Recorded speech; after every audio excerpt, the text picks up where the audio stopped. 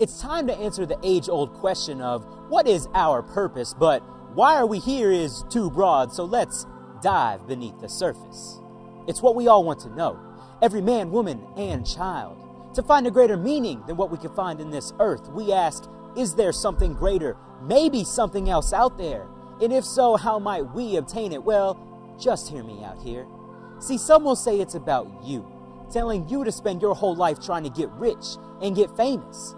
Go and get that money, son, and don't stop at nothing. But tell me, how would you feel if you had to spend your whole life chasing? Or maybe that it's you need a good job, a wife, and some kids. Get that smoking hot wife and send those kids off to college. And once those kids are gone, then you can retire and move into your fancy new cottage. Or better yet, move away to the islands and live happily ever after. Just you and your wife, days filled with love, peace, and laughter. But tell me, just what does all of this add up to? Nothing. I'm sorry. Did he just say nothing? That's right. I said nothing, as in nothing, or no thing, which is the absence of something, where the thing that you are searching for is not present, for it does not exist. Hold up. Doesn't exist? You mean my dreams won't come true? That I can't live out my wildest fantasies? And that I won't reach happiness too? No, that's not what I'm saying, so don't get this twisted or misconstrued. What I'm saying is that you can live out your dreams and receive your happiness, just maybe not in the way that you first viewed. Because what if I told you that it wasn't about you? That you didn't have to spend your whole life trying to fulfill your own purpose? And that greater meaning that you've been searching for? Well, it's been sitting right in front of you. See, your purpose is already here, and it's been written in stone. But until you discover your very purpose, you will always feel alone. Go ahead, young gun. Try to satisfy your own desire. And even if you live out those wild fantasies, you'll still be missing that fire. Because once you have this, you'll want that.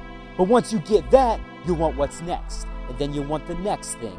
And then the next thing. Until these things run out of substance. And all you're chasing is something that can never be accomplished. But you'll never notice that because it fools your very conscience. Nothing will ever be enough. So good luck appeasing that selfish ambition, spending your whole life chasing things while you should have been fulfilling your mission. You see, when you are living for yourself, you will never satisfy yourself. The evil one will make you believe that your happiness is in your own personal wealth. Or maybe he'll tell you that it's all about what you can do, deceiving you day after day until you take it as truth. But here's a news flash, that's simply not true. And not just because it's wrong, but because there's only one truth. A truth that never fails, a truth that never breaks, a truth that always prevails, and a truth that's never fake. See, this truth can be found in a book that was written long ago. Its words are from God, and it contains a few things you should know.